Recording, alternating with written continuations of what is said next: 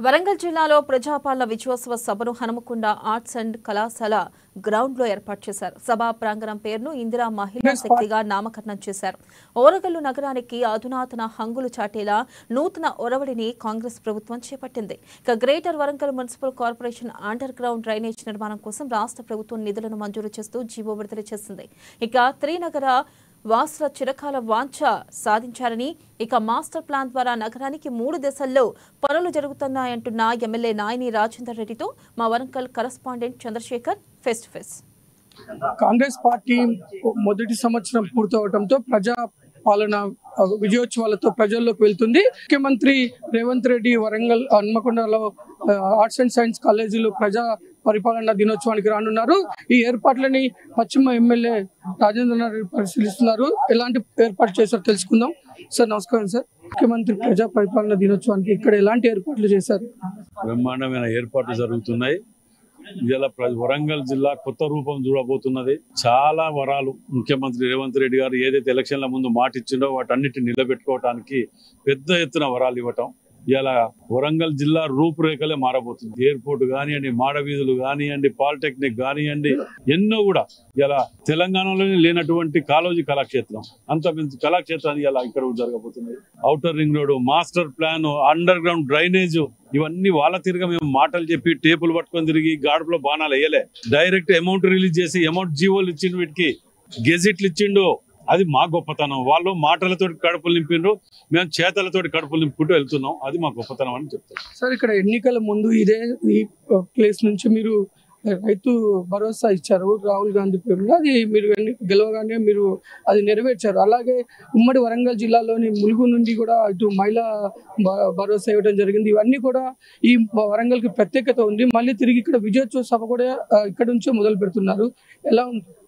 వరంగల్ జిల్లా అనేది ఉద్యమానికి గాని మంచికి గాని అన్నిటికి కూడా వరంగల్ అనేది వరంగల్ హిస్టరీ ఉన్నది, ఓ డైనాసిటీ అనేది. హైదరాబాద్ కంటే ఎక్కువ హైదరాబాద్ లో ఉన్న డూమ్స్ కూడా వరంగల్ డైనాసిటీకి చెందినయే. వరంగల్ కాకతీయ రాజులు పాల్చిన చరిత్ర. వీళ్ళు ఏది చేసినా వరంగల్ జిల్లా వాసులు మంచికి చేస్తారు అనేది ఒక పేరున్నది. రాణి రుద్రమాదేవి మొదలు పెడితే ప్రతి దాంట్లో కూడా తెలంగాణ ఉద్యమం మొదలు పెట్టింది కూడా ఇక్కడి నుంచే. మంచి గాని చెడు గాని ఏది చేయాలని ఇక్కడి నుంచే. కాబట్టి ఇక్కడ మంచి జరిగింది, మంచి చేసినాం, మాట ఇచ్చినాం, మాట తప్పకుండా చేయాలనే ఉద్దేశంతో ముఖ్యమంత్రి రేవంత్ రెడ్డి గారు ఇక్కడి నుంచే ప్రారంభించడం జరుగుతుంది.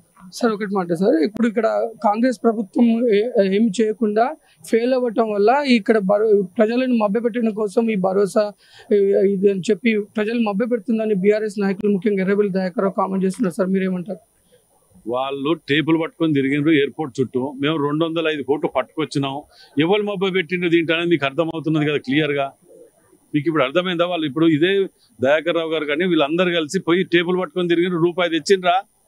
మేము అడ్మినిస్ట్రేటివ్ శాంక్షన్, జీవోలు అన్ని పట్టుకొని వచ్చి 205 కోట్లు రిలీజ్ చేసినాం. దీనికంటే వ్యత్యాసం ఇంకేం కావాలి? సాక్ష్యం కావాలి. మరపెట్టడానికి ఏమున్నది? ఇన్ని 100 కోట్లు 1000 కోట్లు మేము ఇక్కడ ఇస్తే దాని మాయ మాటలు చెప్పేది ఏమున్నది? దానిలో క్లియర్ జీవోలో నెట్ వీళ్ళకి చదవరాదు. ఫస్ట్ ఆఫ్ ఆల్ ఏంటంటే ఆ జీవో చదవమని మా ఇనగాల వెంకటరామరెడ్డి గారు చెప్తుండే. ఫస్ట్ ఒక్కడల్లా చదువు వచ్చిన లేడు. ఆ జీవో చదివి చదవమనండి ఫస్ట్. సార్ రేపు ఎలా ఉండబోతుంది అంటారు ఇక్కడ సభ? బ్రహ్మాండమైన సభ. నా భూతో నా భవిష్యత్తు ఊహించని విధంగా ఉంటుంది. ఇది పరిస్థితి. ముఖ్యమంత్రి పాల్గొనే సభ 1,00,000 మందికి పైగా మహిళలు పాల్గొనే విధంగా అయితే ఇక్కడ ఏర్పాట్లు అయితే చేస్తున్నారు. మనం చూడొచ్చు, మహిళా శక్తికి పెద్దపీట వేస్తూ ఈ సంవత్సర కాలంలో కాంగ్రెస్ ప్రభుత్వం చేసిన ప్రజా పరిపాలన మరింత ప్రజల్లోకి తీసుకెళ్లే విధంగా ప్రజలకే అంకితం ఈ ప్రభుత్వం అని చెప్పేసి నిరూపించడానికి మొట్టమొదటి సభ వరంగల్లోని ఆర్ట్స్ అండ్ సైన్స్ కళాశాల గ్రౌండ్ నుంచి ఇక్కడ మొదలు పెడుతున్నారు.